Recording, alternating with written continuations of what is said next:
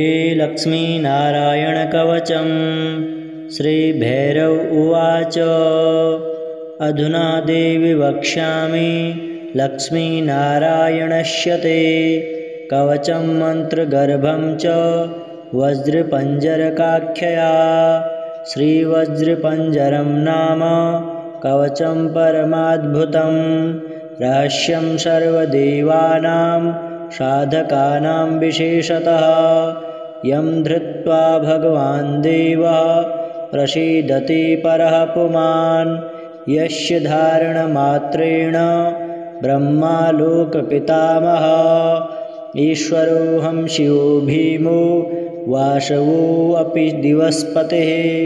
सूर्यस्तेजो निधिर्देवी चन्द्रमास्तारकेश्वरः वायुश्च बलवाल्लोके वरुणो यादसाम्पतिः। कुबेरोऽपि धनाध्यक्षो धर्मराजो यमः स्मृतः यं धृत्वा सा विष्णुः संहरिष्यति दानवान्। जघान रावणादिश्च किं वक्ष्येऽहमतः परं कवचस्यास्य सुभगे कथितोऽयं मुनिः शिवः। तिष्ठुप्छन्दो देवता च लक्ष्मीनारायणो मतः रमा बीजं पराशक्तिस्तारं कीलकमीश्वरी। भोगापवर्गसिद्ध्यर्थं विनियोग इति स्मृतः। ॐ अस्य श्री लक्ष्मीनारायणकवचस्य शिवऋषिः तिष्ठुप्छन्दः श्रीलक्ष्मीनारायणदेवता श्रीं बीजं ह्रीं शक्तिः ॐ कीलकं भोगापवर्गसिद्ध्यर्थे पाठे विनियोगः। अथ ध्यानं पूर्णेन्दुवदनं पीतवसनं कमलासनं लक्ष्म्याश्रितं चतुर्बाहुं लक्ष्मीनारायणं भजे। अथ कवचम् ॐ वासुदेवोऽवतु मे मस्तकं सशिरोरुहं ह्रीं ललाटं सदा पातु लक्ष्मी विष्णुः समन्ततः। हसौ नेत्रीवता लक्ष्मी गोविन्दो जगतां पतिः ह्रीं नासां सर्वदा पातु लक्ष्मी दामोदरः प्रभुः। श्रीं मुखं सततं पातु देवो लक्ष्मी त्रिविक्रमः लक्ष्मीकण्ठं सदा पातु देवो लक्ष्मी जनार्दनः। नारायणाय बाहो मे पातु लक्ष्मी गदाग्रजः नमः पार्श्वौ सदा पातु लक्ष्मी नन्देकनन्दनः। ॐ आं ईं ईं पातु वक्षो ॐ लक्ष्मी त्रिपुरी। ॐ ह्रीं ह्रीं पातु कुक्षिं ह्रीं लक्ष्मी गरुडध्वजः। ल्रीं ल्रीं ऐं ऐं पातु पृष्ठं हसौ लक्ष्मी नृसिंहकः। ॐ औं अहं ॐ औं अं अः पातु नाभिं ह्रीं लक्ष्मी विष्टरस्रवः। कं खं गं घं गुदं पातु श्रीं लक्ष्मी केटभान्तकः। चं छं जं झं पातु शिशनं लक्ष्मी लक्ष्मीश्वरः प्रभुः। टं ठं डं ढं कटिं पातु नारायणाय नायकः। तं थं दं धं पातु चोरु नमो लक्ष्मी जगत्पतिः। पं फं बं भं पातु जानु ॐ ह्रीं लक्ष्मी चतुर्भुजः। यं रं लं वं पातु जङ्घे हसौ लक्ष्मी गदाधरः। शं शं शं हं पातु गुल्फौ ह्रीं श्रीं लक्ष्मी रथाङ्गभृत्। डं यं णं नं मं मे पातु लक्ष्मी सह सकलं वपुः।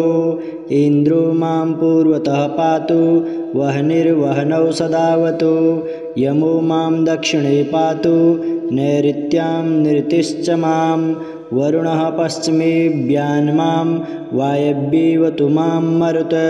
उत्तरे धनदः पाया देशान् यामीश्वरोऽवतु। वज्रशक्ति दण्डखड्ग पाशयष्टिध्वजाङ्किता शशूलाः सर्वदा पान्तु दिगीषाः परमार्थदा अनन्तः पात्वघो नित्य मूर्ध्वे ब्रह्मावताच्च मां दश दिक्षु सदा पातु लक्ष्मीनारायणः प्रभु प्रभाते पातु मां विष्णुर्मध्याह्ने वासुदेवकः दामोदरोऽवतात् सायं निषादौ नरसिंहकः शङ्कर्षणोर्धरात्रिव्यात् प्रभातेव्यात् त्रिविक्रमः अनिरुद्धः सर्वकालं विश्वक्षेणस्य सर्वतः रणे राजकुले द्यूते विवादे शत्रुसङ्कटे अधुना देवि वक्ष्यामि लक्ष्मीनारायणस्य ते कवचं मन्त्रगर्भं च वज्रपञ्जरकाख्यया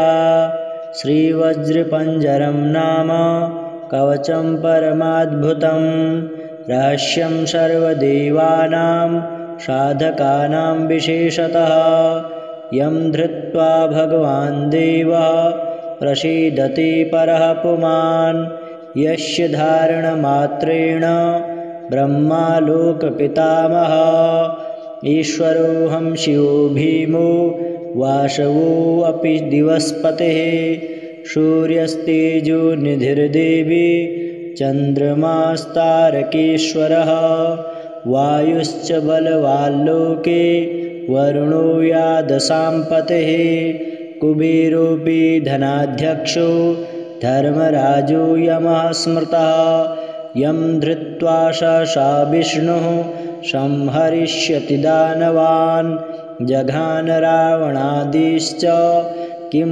वक्ष्येऽहमतः परं कवचस्यास्य सुभगे कथितोऽयं मुनिः शिवः तिष्ठुप्छन्दो देवता च लक्ष्मीनारायणो मतः रमा बीजं पराशक्तिस्तारं कीलकमीश्वरी भोगापवर्गसिद्ध्यर्थं विनियोग इति स्मृतः ॐ अस्य श्री लक्ष्मीनारायणकवचस्य शिवऋषिः त्रिष्टुप्छन्दः श्रीलक्ष्मीनारायणदेवता श्रीं बीजं ह्रीं शक्तिः ॐ कीलकं भोगापवर्गसिद्ध्यर्थे पाठे विनियोगः अथ ध्यानं पूर्णेन्दुवदनं पीतवसनं कमलासनं लक्ष्म्याश्रितं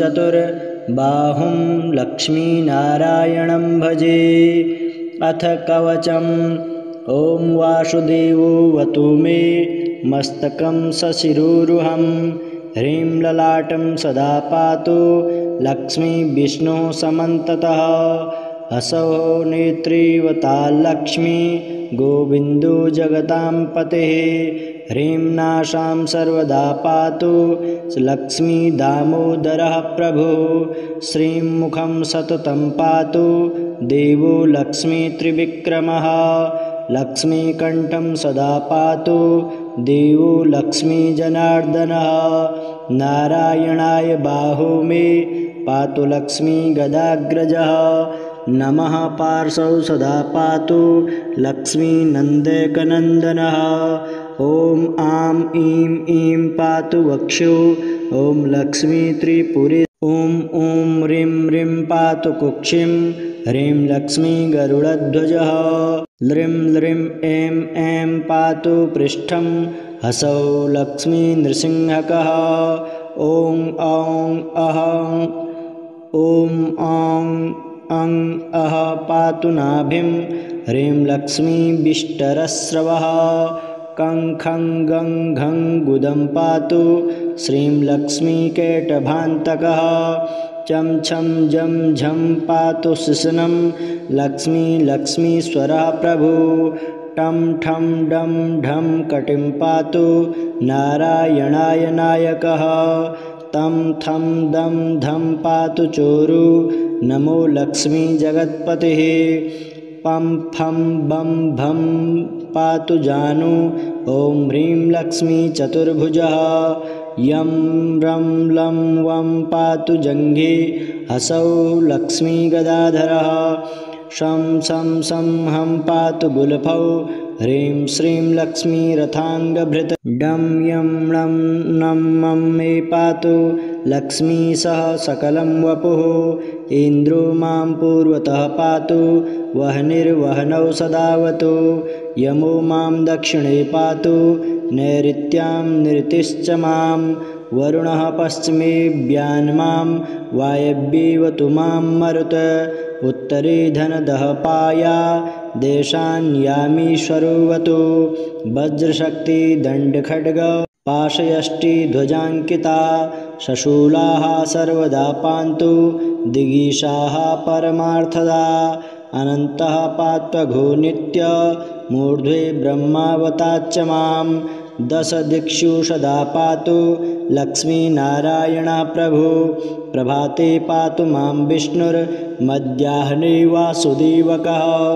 दामोदरोऽवतात् सायं निषादौ नरसिंहकः शङ्कर्षणोर्धरात्रिव्यात् प्रभातेव्यात् त्रिविक्रमः अनिरुद्धः सर्वकालं विश्वक्षेणस्य सर्वतः रणे राजकुले द्यूते विवादे शत्रुसङ्कटे अधुना देवि वक्ष्यामि लक्ष्मीनारायणस्य ते कवचं मन्त्रगर्भं च वज्रपञ्जरकाख्यया श्रीवज्रपञ्जरं नाम कवचं परमाद्भुतं रहस्यं सर्वदेवानां साधकानां विशेषतः यं धृत्वा भगवान् देवः प्रसीदति परः पुमान् यस्य धारणमात्रेण ब्रह्मालोकपितामहः ईश्वरोऽहं शिवो भीमो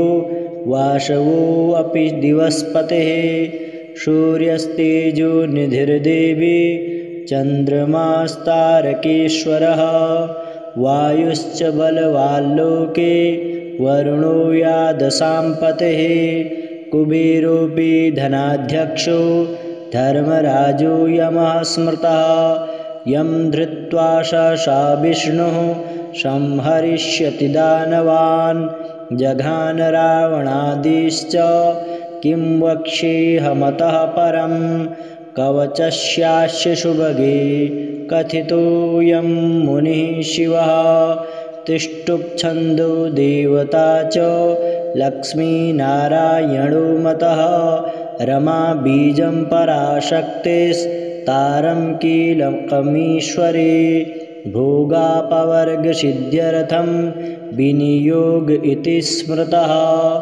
ॐ अस्य श्री लक्ष्मीनारायणकवचस्य शिवऋषिः त्रिष्टुप्छन्दः श्रीलक्ष्मीनारायणदेवता श्रीं बीजं ह्रीं शक्तिः ॐ कीलकं भोगापवर्गसिद्ध्यर्थे पाठे विनियोगः अथ ध्यानं पूर्णेन्दुवदनं पीतवसनं कमलासनं लक्ष्म्याश्रितं चतुर्बाहुं लक्ष्मीनारायणं भजे अथ कवचम् ॐ वासुदेवोऽवतु मे मस्तकं सशिरोरुहं ह्रीं ललाटं सदा पातु लक्ष्मी विष्णुः समन्ततः हसौ नेत्रीवता लक्ष्मी गोविन्दो जगतां पतिः ह्रीं नासां सर्वदा पातु लक्ष्मी दामोदरः प्रभुः श्रीं मुखं सततं पातु देवो लक्ष्मी त्रिविक्रमः लक्ष्मीकण्ठं सदा पातु देवो लक्ष्मी जनार्दनः नारायणाय बाहो मे पातु लक्ष्मी गदाग्रजः नमः पार्श्वौ सदा पातु लक्ष्मी नन्देकनन्दनः ॐ आं ईं ईं पातु वक्षो ॐ लक्ष्मी त्रिपुरी ॐ ह्रीं ह्रीं पातु कुक्षिं ह्रीं लक्ष्मी गरुडध्वजः ल्रीं ल्रीं ऐं ऐं पातु पृष्ठं हसौ लक्ष्मी नृसिंहकः ॐ औं अहं ॐ औं अं अह पातु नाभिं ह्रीं लक्ष्मी विष्टरस्रवः कं खं गं घं गुदं पातु श्रीं लक्ष्मीकेटभान्तकः चं छं जं झं पातु शिशनं लक्ष्मीश्वरः प्रभुः टं ठं डं ढं कटिं पातु नारायणाय नायकः तं थं दं धं पातु चोरु नमो लक्ष्मी जगत्पतिः पं फं बं भं पातु जानु ॐ ह्रीं लक्ष्मी चतुर्भुजः यं रं लं वं पातु जङ्घे हसौ लक्ष्मी गदाधरः शं शं सं हं पातु गुल्फौ ह्रीं श्रीं लक्ष्मी रथाङ्गभृत् डं यं णं नं मं मे पातु लक्ष्मी सह सकलं वपुः इन्द्रो मां पूर्वतः पातु वह्निर्वह्नौ सदावतु यमो मां दक्षिणे पातु नैऋत्यां निरतिश्च मां वरुणः पश्चिमेऽभ्यान्मां वायव्येवतु मां मरुत उत्तरे धनदः पाया देशान्यामीश्वरोऽवतु वज्रशक्ति दण्डखड्ग पाशयष्टि ध्वजाङ्किता शशूलाः सर्वदा पान्तु दिगीषाः परमार्थदा अनन्तः पात्वघो नित्य मूर्ध्वे ब्रह्मावताच्च मां दश दिक्षु सदा पातु लक्ष्मीनारायणः प्रभु प्रभाते पातु मां विष्णुर्मध्याह्ने वासुदेवकः दामोदरोऽवतात् सायं निषादौ नरसिंहकः सङ्कर्षणोर्धरात्रिव्यात् प्रभातेव्यात् त्रिविक्रमः अनिरुद्धः सर्वकालं विश्वक्षेणस्य सर्वतः रणे राजकुले द्यूते विवादे शत्रुसङ्कटे अधुना देवि वक्ष्यामि लक्ष्मीनारायणस्य ते कवचं मन्त्रगर्भं च वज्रपञ्जरकाख्यया श्रीवज्रपञ्जरं नाम कवचं परमाद्भुतं रहस्यं सर्वदेवानां साधकानां विशेषतः यं धृत्वा भगवान् देवः प्रसीदति परः पुमान् यस्य धारणमात्रेण ब्रह्मालोकपितामहः ईश्वरोऽहं शिवो भीमो वासवोऽपि दिवस्पतिः सूर्यस्तेजो निधिर्देवी चन्द्रमास्तारकेश्वरः वायुश्च बलवाल्लोके वरुणो यादशाम्पतिः कुबेरोऽपि धनाध्यक्षो धर्मराजो यमः स्मृतः यं धृत्वा सा विष्णुः संहरिष्यति दानवान् जघान रावणादिश्च किं वक्ष्येऽहमतः परं कवचस्यास्य सुभगे कथितोऽयं मुनिः शिवः तिष्ठुप्छन्दो देवता च लक्ष्मीनारायणो मतः रमा बीजं पराशक्तिस्तारं कीलकमीश्वरी भोगापवर्गसिद्ध्यर्थं विनियोग इति स्मृतः ॐ अस्य श्री लक्ष्मीनारायणकवचस्य शिवऋषिः त्रिष्टुप्छन्दः श्रीलक्ष्मीनारायणदेवता श्रीं बीजं ह्रीं शक्तिः ॐ कीलकं भोगापवर्गसिद्ध्यर्थे पाठे विनियोगः अथ ध्यानं